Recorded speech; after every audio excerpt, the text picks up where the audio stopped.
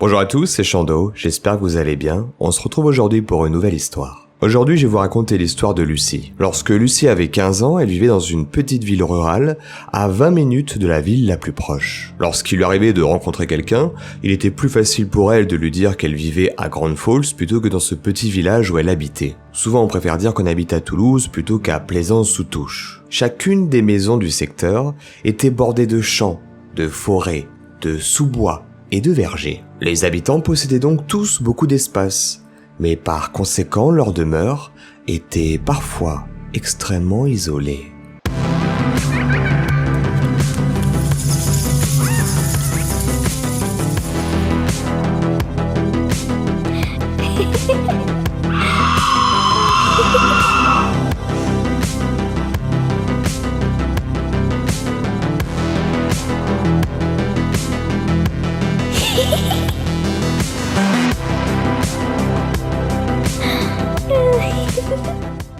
Un soir, lorsque Lucie était rentrée de cours, elle profita de l'absence de ses parents pour rester tranquillement dans son lit à scroller sur TikTok ou autres réseaux sociaux particulièrement addictifs. Un grincement de pneus provenant d'une voiture s'arrêtant devant chez elle se fit entendre. Ce qui est étrange car les parents de la jeune fille ne devaient pas rentrer tout de suite. Elle se rendit à sa fenêtre, elle aperçut le véhicule, mais pas son ou ses occupants. Qui que c'était, il restait arrêté au milieu du chemin assez longtemps pour commencer à angoisser la jeune fille. Puis, il s'en alla, comme il était arrivé. Lucie se rappela qu'un de ses voisins vendait sa maison. Cette mystérieuse voiture était sûrement un acheteur potentiel égaré sur le trajet de son lieu de rendez-vous. Ou peut-être désirant inspecter la quiétude de son potentiel futur lieu de vie. Quoi qu'il en soit, la lycéenne passa à autre chose, puis quelques minutes plus tard, sa mère pénétra enfin à l'intérieur du domicile familial, ce qui lui permit de mettre cette histoire dans un coin de sa tête. Une semaine plus tard, Jason, le petit ami de Lucie, l'invita pour l'avant-première du film Joker. Le film que tous les apprentis, tous les néophytes cinéphiles n'arrêtaient pas d'encenser à l'époque. Il faut dire qu'après le Joker joué par Jared Leto, il n'était pas difficile de faire mieux, surtout pour un acteur de la trempe de Joaquin Phoenix. Et il passa la chercher vers 21h pour avoir un peu d'avance à la séance qui devait avoir lieu vers les 22h. Le cinéma se situait à Grand Falls, donc ils avaient un peu de route à faire depuis la maison de Lucie. Elle avertit ses parents qu'elle serait de retour vers 1h du matin, ce qui donnait largement le temps aux deux amoureux de profiter du film et des animations prévues par le cinéma autour de celui-ci. Et peut-être même se câliner un peu à l'avant de la camionnette du père de Jason, que ce dernier avait emprunté pour l'occasion. La jeune fille s'était joliment apprêtée, car pour elle, il était rare d'avoir l'autorisation de sortir le soir. Ses parents étaient plutôt du genre très protecteur envers elle, et elle vivait mal le fait qu'il soit si dur avec elle, et tellement laxiste avec son frère. Pourtant, celui-ci n'avait que 2 ans de plus. Au final, elle était très heureuse de pouvoir passer une soirée entière avec son amoureux, et se faisait une joie de sortir. Elle se sentait presque adulte et responsable. Elle était définitivement sur un petit nuage. Elle embrassa ses parents, il était maintenant temps de partir. Jason lui attrapa le bras, la guida vers la porte de l'utilitaire et la fit monter dans le véhicule. Le trajet et le film se déroulèrent sans accroc, et les deux jeunes gens retournèrent à leur véhicule en débriefant leur scène préférée. Cependant, une voiture paraissait les suivre, mais aucun de nos protagonistes ne semblait y prêter attention. Celle-ci se gara juste en face de la camionnette de Jason. Mais au lieu de couper ses phares, le conducteur les mit plus intensément, comme pour éblouir le petit couple. Tout à coup, la petite berline démarra en trombe et s'en alla. Lucie remarqua une silhouette masculine au volant et ne put s'empêcher de penser à la voiture qui s'était arrêtée devant chez elle une semaine plus tôt. Drôle de coïncidence, se disait-elle. Puis elle se fit violence en se convainquant qu'il n'y avait sûrement pas une seule et unique berline blanche dans tout l'État. Jason, lui, n'avait rien remarqué à son inquiétude. Il était bien décidé à profiter des derniers instants de liberté de sa petite amie pour une petite partie de pelotage en règle. Pour le coup, elle n'était vraiment pas d'humeur et demanda à son petit ami de la ramener à la maison, ce qu'il accepta sans broncher, malgré une lueur de déception au fond des yeux. En sortant du cinéma, Lucy revut la berline avec son occupant, garé dans une petite rue adjacente. Lorsque la camionnette du père de Jason arriva au même niveau que la berline, la voiture démarra et commença à les suivre. Cette situation était de plus en plus oppressante, de plus en plus inquiétante pour la jeune fille, qui commença à ressentir un véritable sentiment d'angoisse, qui se sentait comme une bête traquée.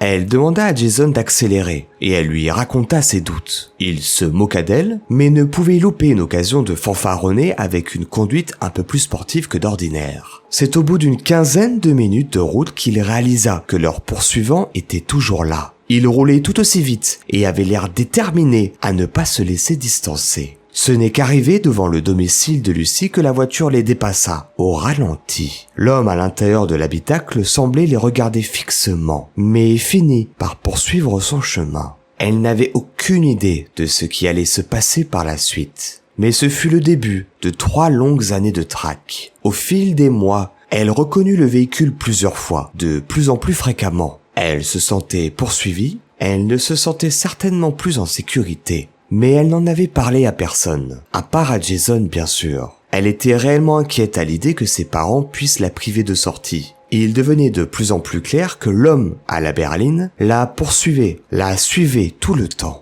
Elle le reconnaissait souvent au détour d'une rue, à proximité de son lycée, ou de quelques activités extérieures qu'elle pratiquait. La nuit, elle était inquiète à chaque fois qu'un bruit de moteur se faisait entendre dans la rue. Elle faisait des cauchemars horribles, où elle était enfermée dans un coffre de voiture sans jamais pouvoir en sortir. Mais Lucy n'en parlait pas. Elle subissait. Elle avait peur qu'on l'accuse d'une imagination débordante, ou de vouloir attirer l'attention de ses proches. À ce moment-là de l'histoire, Lucy arrivait très bien à faire semblant.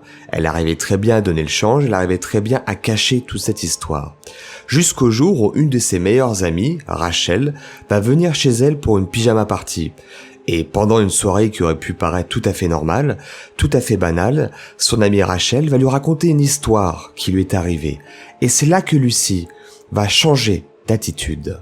Son père travaillait, elle était donc seule chez elle avec une de ses amies, Megan. Tout semblait normal, une banale soirée pyjama entre 2 adolescentes. Mais au crépuscule, une odeur de cigarette les avait alertées. À ce moment du récit de son amie, le cœur de Lucy se serra dans sa poitrine. Elle aussi sentait souvent une odeur de cigarette, mais elle préférait faire semblant de dormir sous sa couette que d'affronter la source de cette odeur désagréable. Contrairement à Rachel et Megan, qui, elles, sûrement encouragées par le fait d'être à 2, avaient cherché la source de ces émanations. Rachel se rendit vite compte qu'elle avait oublié de fermer la fenêtre de la salle de bain, qui donnait sur le porche derrière la maison. En avançant vers l'ouverture, elle vit un homme dehors, et se dépêcha de fermer ce petit hublot. L'homme était debout, immobile, une cigarette à la main. Au moment où la jeune fille ferma sa fenêtre, il tourna sa tête pour lui faire face. Selon ses dires, il avait des yeux morts. Il regarda vers elle, mais on aurait dit qu'il voyait à travers elle, comme si elle n'était pas là, avec son regard vide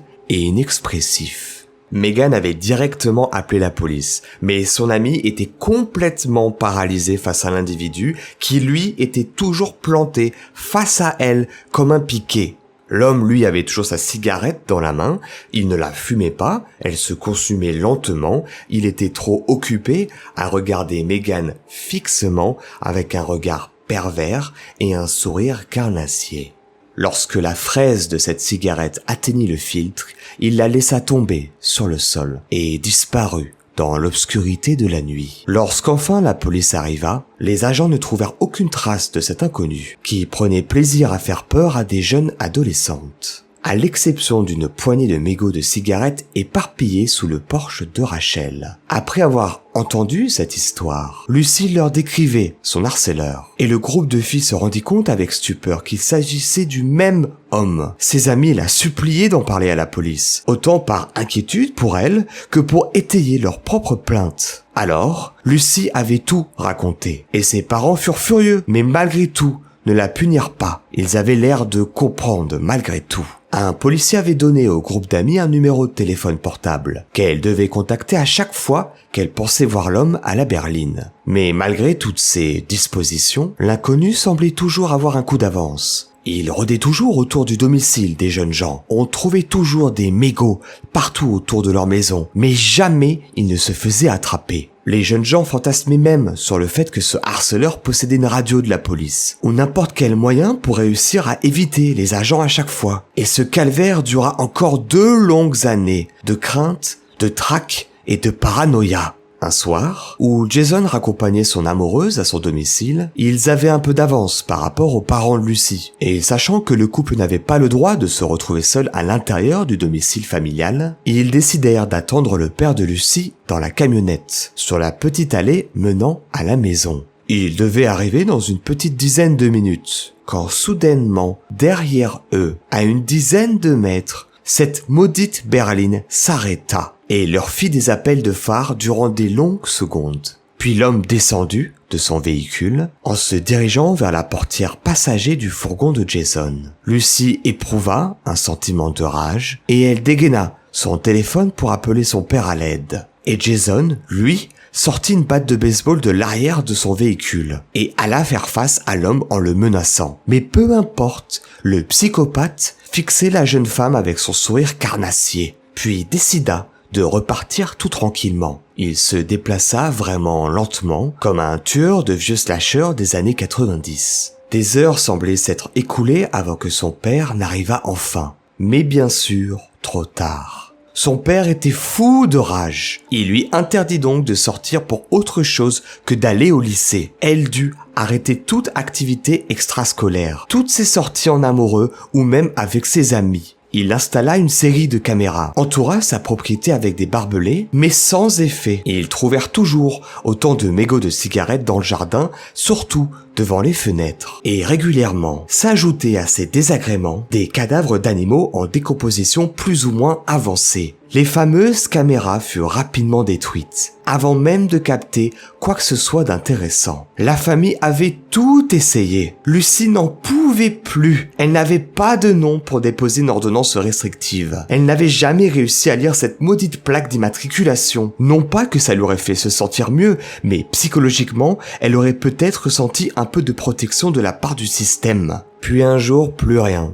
Le calme est revenu, plus aucun signe de l'homme. Ça va prendre des années à Lucy pour retrouver un semblant de vie normale, pour retrouver une vie banale, d'une adolescente quelconque. Mettez-vous à sa place 2 minutes, il vous arrive ce genre de choses, vous m'accorderez qu'il est très compliqué de retrouver un semblant de vie normale, de pouvoir sortir avec ses amis, avec son copain, peu importe, et de pas penser qu'à n'importe quel coin de rue, elle peut toujours croiser ce type avec sa berline. Je sais pas vous, mais moi, personnellement, si j'étais elle, je sortirais toujours soit avec une matraque, soit avec un gaz au poivre, soit avec un couteau, ou soit les 3 en même temps. Et le pire, c'est que Lucy n'a jamais su ce qui était arrivé à l'homme. Elle ne sait pas s'il a eu un accident, elle ne sait pas s'il a déménagé, elle ne sait pas s'il vit juste à côté. L'homme a tout simplement disparu et elle ne l'a plus revu pendant au moins 10 années. Mais vous commencez à connaître ces histoires, et celle-ci ne s'arrête pas ici.